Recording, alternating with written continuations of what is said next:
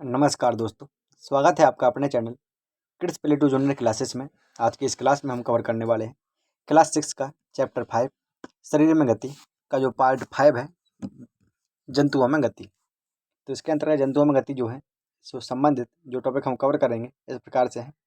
जो केंचुए में गति होती है उसका भी हम अध्ययन करेंगे इस टॉपिक के अंतर्गत। घोंगा में गति जो किस प्रकार होती है, तिलचट्टे के बारे में, मछली में गति किस प्रकार संभव होती है, और सर्प में जो गति है, इसी प्रकार जो अन्य और जंतु हैं उनमें भी गति किस प्रकार संभव है उसका हम अध्ययन करने वाले हैं।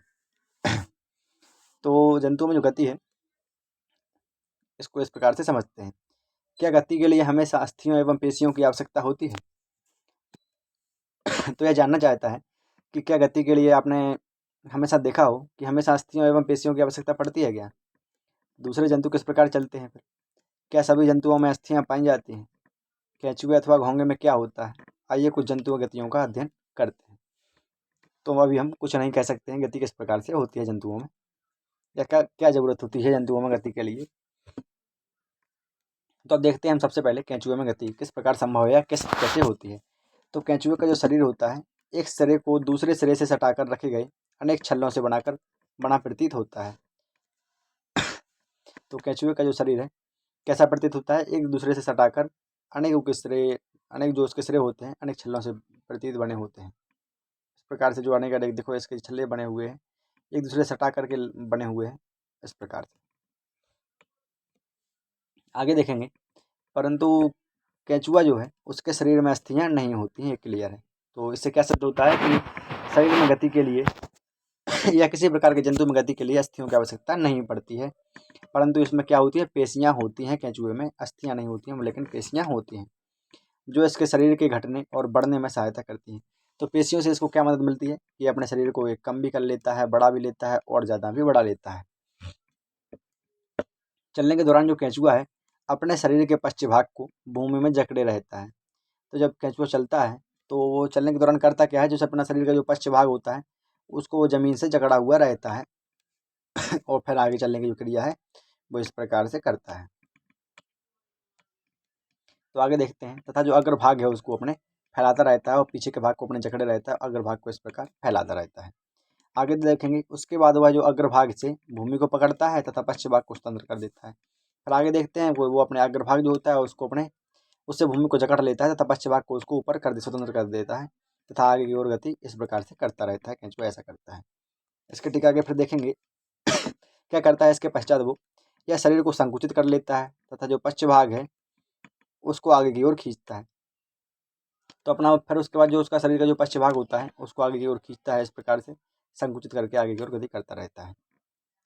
इससे वह कुछ दूरी तक आगे बढ़ता है। केंचुआ इस प्रक्रिया से गति करता है। तो केंचुए में जो यह गति है, केंचुआ इस प्रक्रिया को बार बार दोहराते हुए मिट्टी पर आगे बढ़ता है। इसके शरीर में चिकने पदार्थ होते हैं जो इसे चलने में सहायता करते हैं। आगे देखें केंचुआ के बारे में, यह अपने शरीर के हिस्से को जमीन से किस प्रकार टिकाता है तो जिससे गति करने में सफल हो पाता है। तो केंचुआ अपने शरीर का जो हिस्सा है उसको ज़मीन से किस प्रकार टच करता है कि वह चलने में सफल हो पाता है। तो इसके शरीर के जो छोटे छोटे अनेक सूक जो बाल जैसी आकृति होती है होते हैं, ये सूक पेशियों से जुड़े होते हैं। ये सूक मिट्टी में उसकी जड़ को मजबूत बनाते हैं। केंचुआ वास्तव में अपने रास्ते में आने वाली जो मिट्टी होती है उसको खाता है। उसका शरीर अन्य पचे पदार्थ को बाहर निकाल देता है। केंचुआ द्वारा जो यह कार्य किया जाता है या क्या होता है, मिट्टी को उपजाऊ बना देता है जिससे पौधों को ज़्यादा फायदा होता है। केंचुए को किसान का मित्र भी कहा जाता है। इसके बारे में आप याद रखेंगे कि केंचुए को किसान का मित्र कहा जाता है। और यह वास्तव में क्या करता है, अपने रास्ते में जो आने वाली मिट्टी होती है उसको खाता है और अनपचे जो पदार्थ होते हैं उसको बाहर निकाल देता है। और केंचुआ इस प्रक्रिया के द्वारा ही केंचुआ जो है मिट्टी को उपजाऊ बना देता है। आगे देखेंगे, जैसे आप किसी बगीचे में जाते हैं, आगे हम घोंगे के बारे में पढ़ने वाले हैं। घोंगा क्या होता है, किस प्रकार गति कर पाता है। तो जब भी आप किसी बगीचे में गए होंगे तो वहाँ आपने एक घोंगा का अवलोकन किया होगा। घोंगा किस प्रकार का होता है, इस प्रकार की उसकी संरचना होती है, आपने देखा होगा जरूर। तो क्या आपने इसकी पीठ पर गोल संरचना देखी है कभी कभी इस प्रकार से? इसे क्या कहते हैं, इसे कवच कहते हैं। इस गोल संरचना को क्या कहते हैं, कवच कहते हैं। आगे देखते हैं, और यह घोंगे का जो बाह्य कंकाल है, परंतु यह अस्थियों का बना नहीं होता है। तो ये घोंगे का क्या होता है, घोंगे का जो बाहरी कंकाल है वो बाहरी कंकाल होता है, इसे कवच भी कहा जाता है। लेकिन यह जो है क्या है, अस्थियों का नहीं बना होता है, ये कंकाल है घोंगे का जो, यह कवच एकल एकक होता है और यह घोंगे को चलने में कोई सहायता भी नहीं करता है। जो कवच है इससे घोंगे को चलने में कोई सहायता नहीं होती है। यह घोंगे के साथ खिंचता जाता है घोंगा जैसे जैसे गति करता है यह घोंगे के साथ खिंचता जाता है। आगे देखेंगे घोंगे में गति किस प्रकार संभव हो पाती है फिर। तो जो घोंगा है उसको कांच की पट्टिका पर रखकर इसका परीक्षण कीजिए। जब यह चलना प्रारंभ करे तो सावधानी से कांच की पट्टिका को अपने हाथों से अपने सिरे से ऊंचा उठाकर कांच के नीचे की ओर से उसके चलने के ढंग के परीक्षण कीजिए। तो जैसे ही आप इस कांच को ऐसा रखेंगे जब, तो आप देखेंगे इसको जब इस पर वो चढ़ जाए घोंगा, तो आप इस कांच को ऐसा करें कि इस प्रकार कर दें, थोड़ा तिरछा कर दें या फिर, तो आप देखें किस प्रकार गति कर पाता है, इस प्रकार परीक्षण करें। आगे देखते हैं जो कवच का छेद है, इस खुलने पर, जो कवच का जो छेद होता है इसको खुलने पर क्या होता है, आपने उससे एक मोटी मांसल संरचना एवं सिर बाहर आते हुए देखा होगा। तो आपने इसमें से आते हुए क्या देखते हैं, सिर बाहर आते हुए देखते हैं इस घोंगे से। इस मोटी संरचना में इसका पाद पैर है। तो यह मोटी संरचना जो क्या है, ये इसका पाद या पैर है जो दृढ़ पेशियों का बना होता है। अब सावधानीपूर्वक कांच की प्लेट को एक और थोड़ा सा झुकाइए तथा जो इसके पाद और पैर हैं उसकी लहरधार गति दिखाई देती है। क्या घोंगे की गति कैंचियों की गति से तीव्र है अथवा धीमी है। तो जैसे ही हम कांच की जो प्लेट है उसको ऐसा झुकाएंगे जब, तो इस प्रकार जब वो घोंगा चलेगा तो इस तरह हम गति उसकी देख पाएंगे किस प्रकार चलता है। तो इस प्रकार हमारा जो प्रेक्षण था वो सफल हो पाएगा। आगे हम देखेंगे जो तिलचिट्टे की गति है, इसके पहले हम केंचुए की गति के बारे में अध्ययन कर चुके हैं, घोंगे की गति के बारे में। अब देखेंगे हम तिलचिट्टा किस प्रकार गति करता है या किस प्रकार यह गति करने में सफल होता है। तो तिलचिट्टा को आपने देखा होगा कैस पर चलता है, जमीन पर चलता है, दीवार पर भी चढ़ता है, दीवार पर भी चढ़ने में संभव होता है, वायु में भी उड़ता है या उड़ भी सकता है। आगे देखेंगे इसमें 3 जोड़ी पैर होते हैं, तिलचट्टे में 3 जोड़ी पैर होते हैं, इसको आप ध्यान रखेंगे, जो चलने में सहायता करते हैं। इसका शरीर कठोर बाह्य कंकाल द्वारा ढका होता है। इसका शरीर जो होता है वो कठोर एवं बाह्य कंकाल जो है इससे ढका हुआ होता है, जिससे यह इसकी आंतरिक जो इसका अंग होता है उसकी सुरक्षा करता है बाह्य कंकाल। यह जो बाह्य कंकाल है विभिन्न एककों की परस्पर संधियों द्वारा बना होता है, जिसके कारण गति संभव हो पाती है। आगे देखेंगे बक्ष से 2 जोड़े पंख भी जुड़े होते हैं। तो बक्ष जो उसका होता है उससे 2 जोड़े जो पंख होते हैं वो भी जुड़े होते हैं इसके तिलचट्टे के। अगले पैर जो होते हैं सकरे और पिछले पैर चौड़े एवं बहुत पतले होते हैं। तो इसके जो आगे के पैर होते हैं वो बहुत सकरे होते हैं, लेकिन जो इसके पिछले पैर होते हैं वो कैसे होते हैं, बहुत चौड़े होते हैं लेकिन बहुत पतले होते हैं। तिलचिट्टे में विशिष्ट पेशियाँ होती हैं। पैर की पेशियाँ उन्हें चलने में सहायता करती हैं। बक्ष की पेशियाँ तिलचट्टे के उड़ने में उसको सहायता समय पैरों को गति देती हैं। तो पैर चल चल कैसे पाता है तिलचिट्टा, तिलचिट्टे के जो पैर की पेशियाँ होती हैं उन्हें क्या करते हैं, चलने में सहायता करती हैं। जबकि जो बक्ष की जो पेशियाँ होती हैं इधर की, तो वो क्या करते हैं, तिलचिट्टे के उड़ने में उसकी सहायता करती हैं, पंखों को उड़ान देने में सहायता करती हैं। आगे देखेंगे हम पक्षियों की गति के बारे में कि पक्षियों में गति किस प्रकार संभव है या कैसे सफल होती है, कि पक्षी चल भी सकते हैं, उड़ भी सकते हैं या कैसे करें। तो जो पक्षी का जो कंकाल है आप देख पा रहे होंगे, यह पक्षी का कंकाल है किसी प्रकार के पक्षी का। आगे देखेंगे हम पक्षी हवा में भी उड़ते हैं, देखा होगा आपने पक्षी हवा में उड़ते हैं, भूमि पर भी चलते हैं। बतख तथा जो हंस हैं वो कुछ पक्षी जल में भी तैरते हैं, ये भी हमने देखा है कि जो ये जल में तैरता है, कुछ पक्षी जो जो और पक्षी जो उड़ते भी हैं, कुछ ज़मीन पर भी चलते हैं, सब देखा है। तो पक्षी इसलिए उड़ पाते हैं क्योंकि उनका शरीर जो है उड़ने के लिए अनुकूलित होता है। तो पक्षी उड़ क्यों पाते हैं, क्योंकि जो उनका शरीर है वो उड़ने के लिए अनुकूलित होता है। जबकि मानव शरीर की जो संरचना होती है वह इसमें संभव नहीं होता है, क्योंकि उड़ने के लिए अनुकूलित नहीं होता उनका शरीर। उनकी अस्थियाँ जो होती हैं पक्षियों की, वायु में प्रकोष्ठ होते हैं, उनकी अस्थियों में वायु प्रकोष्ठ होते हैं। जो उनकी अस्थियाँ होती हैं पक्षियों की, उनमें क्या होता है, वायु प्रकोष्ठ होते हैं, जिसके कारण उनकी अस्थियाँ हल्की परंतु मजबूत होती हैं। तो इनका होता क्या है कि वायु प्रकोष्ठ होने के कारण इनकी जो अस्थियाँ होती हैं बहुत हल्की होती हैं और मजबूत होती हैं। लेकिन पश्चपाद पैरों की अस्थियाँ चलने एवं बैठने के लिए अनुकूलित होती हैं। जो इनकी जो पैरों की संरचना होती है वो किस काम आती है, जो पश्चपाद होते हैं इनकी संरचना क्या काम आती है, चलने में और बैठने के लिए अनुकूलित होती है।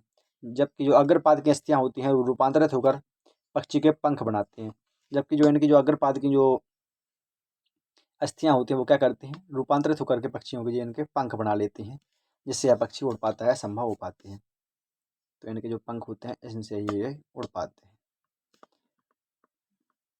तो जो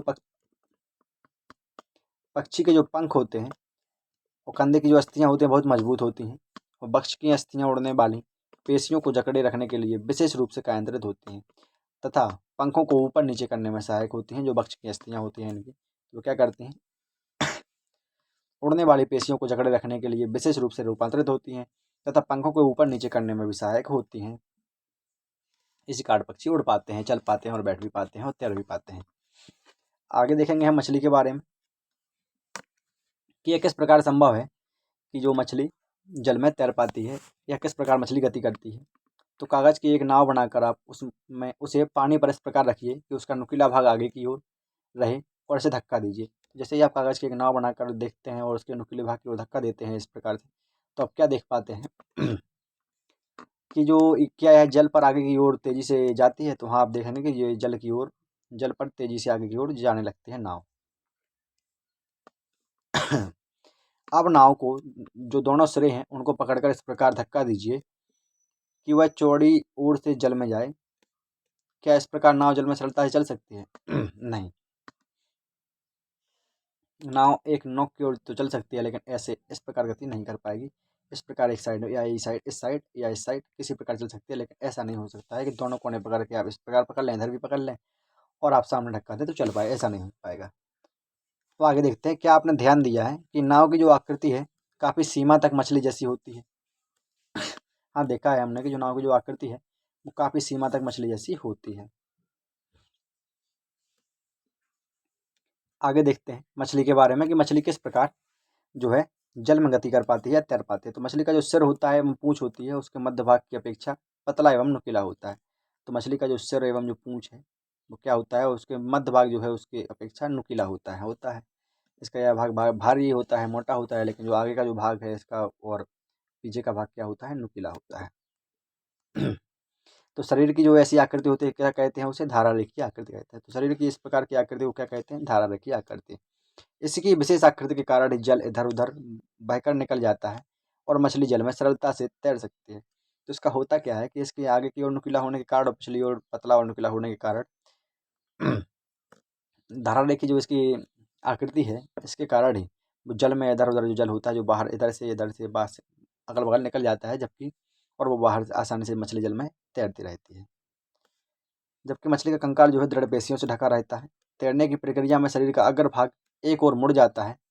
तो तैरने की क्रिया में हम ऐसा भी कर सकते हैं, मछली जो होती है वो अपने अग्रभाग को भी मोड़ लेती है इस प्रकार से। तथा जो पूंछ का जो होता है विपरीत दिशा में जाती है। तथा पूंछ का क्या होता है कि अगर जैसे आप इस अग्रभाग को इस तरफ मोड़ रहे हैं तो पूंछ विपरीत दिशा में जाती है। आगे देखेंगे मछली चित्र में के अनुसार शरीर को मोड़ती है। इस प्रकार से शरीर को मोड़ सकती है अपने मछली किसी भी प्रकार, और तो यह तीव्रता से उसकी पूंछ दूसरी दिशा में मुड़ जाती है। आगे देखते हैं मछली के बारे में और क्या क्या होता है कि जिससे यह तैरना संभव कर पाती है। तो मछली इसे एक झटका सा लगता है और मछली आगे की ओर चली जाती है। इस प्रकार के क्रमिक ताल से मछली आगे की ओर तैरती रहती है। पूंछ के जो पंख होते हैं इस कार्य में उसकी सहायता करते हैं। तो पूंछ के जो पंख होते हैं इस कार्य में ये भी सहायता करते हैं इसकी मछली के तैरने में। तो मछली के शरीर पर भी पंख होते हैं, आप देख पा रहे होंगे, ये मछली के शरीर पर भी कुछ पंख हैं, पूंछ में भी कुछ पंख हैं। तो जो तैरते समय जल में संतुलन बनाए रखने एवं दिशा निर्धारण में सहायता करते हैं। क्या आपने कभी ध्यान दिया है कि गोताखोर अपने पैरों में इन पंखों की तरह के विशेष आरित्र या फिलपर पहनते हैं जो उन्हें जल में तैरने में सहायता करते हैं। तो हमने ये भी देखा है कि मछलियों में जैसे जो पंख होते हैं इसी प्रकार से जो गोताखोर होते हैं इस प्रकार के पंख लगा लेते हैं ताकि उन्हें भी मोड़ने में या गति प्रदान करने में सहायता मिल सके। तो आपने ये भी देखा होगा कि मछली का जो क्या होता है कि मछली का जो तैरते समय मछली जिस तरफ जिस दिशा में मुँह करती है या सर का जो अगला भाग है जिस दिशा में मुड़ती है उसके विपरीत उसकी जो पूंछ का हिस्सा होता है मुड़ता है।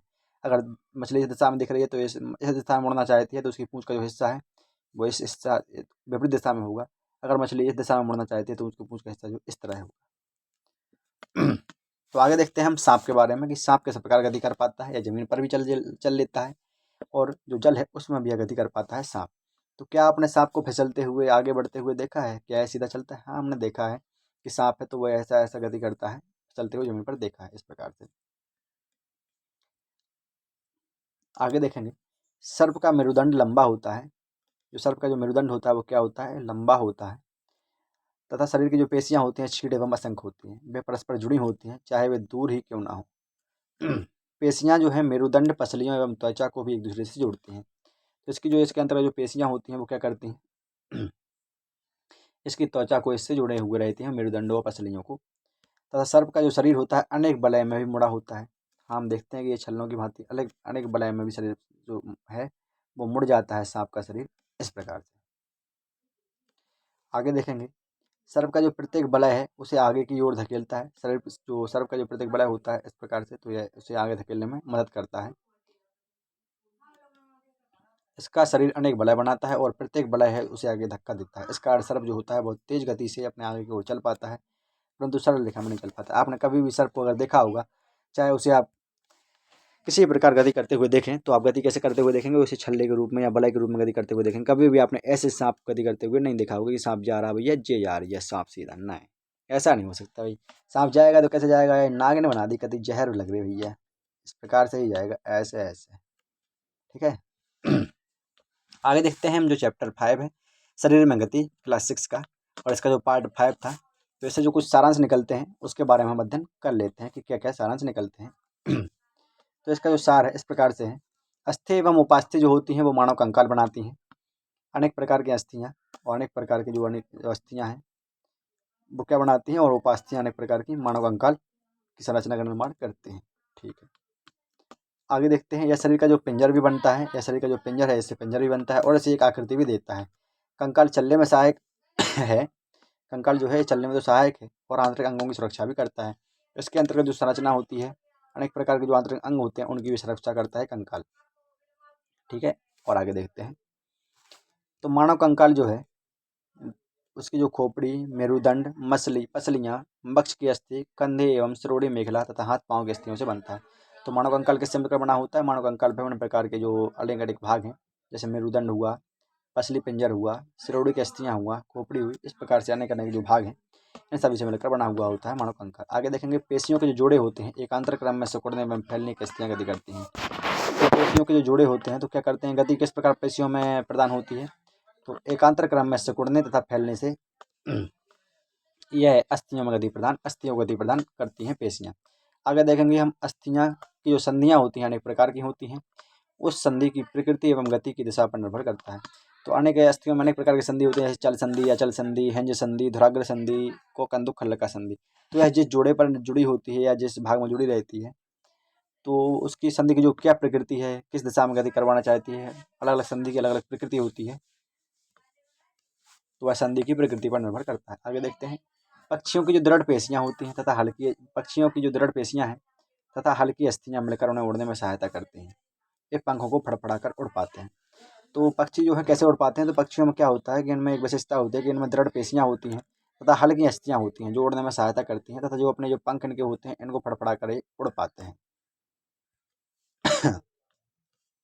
आगे देखते हैं, मानव मछली जो शरीर होता है इसके दोनों ओर एकांतर क्रम में वलय बनाकर जल में तैरती है। तो मछली का शरीर भी इस प्रकार से तैरने में सहायक होती है। इसके जो पूंछ के जो पंख होते हैं, इसके शरीर पर भी कुछ पंख होते हैं, इससे यह तैरने में सहायक होती है। अगर देखेंगे सर्प के बारे में, तो सर्प किस प्रकार से जल में गति कर पाता है और थल में भी। तो सर्प अपने शरीर के दोनों ओर एकांतर क्रम में वलय बनाता है और इस प्रकार वलय बनाकर जो सर्प है वो इस प्रकार से गति कर पाता है वलय के रूप में। और भूमि वलय बनाते हुए जो भूमि पर वलयाकार गति करता हुआ आगे की ओर फिसलता है तथा बहुत सारी अस्थियाँ एवं उसमें जुड़ी जो पेशियाँ होती हैं शरीर के आगे की ओर धक्का देती हैं। इस प्रकार जो सर्प होता है इस प्रकार जो वलय बनाकर जाता है, गति करता है। आगे देखेंगे हम कुछ और तिलचट्टे से जुड़े हुए सारांश और विभिन्न सारांश जो है इस चैप्टर के। तिलचट्टे का जो शरीर होता है एवं पैर जो होता है क्या होता है, कठोर होता है, कठोर आवरण से ढका होता है इस प्रकार से। और जो बाह्य कंकाल बनाता है, वक्ष की जो पेशियां हैं 3 जोड़ी पैरों एवं 2 जोड़ी पंखों से जुड़ी होती हैं जो तिलचट्टे को चलने में भी और उड़ने में सहायता करती हैं। आगे देखें केंचुए के बारे में, तो केंचुए में गति जो है वो शरीर की पेशियों के बारी बारी एवं विस्तारण एवं संकुचन से होती है। शरीर की अधा सतह पर सूख केंचुए को भूमि से पकड़ बनाने में सहायक होती है। आगे देखेंगे घोंघा के बारे में, तो घोंघा पेशी पात की सहायता से चलता है।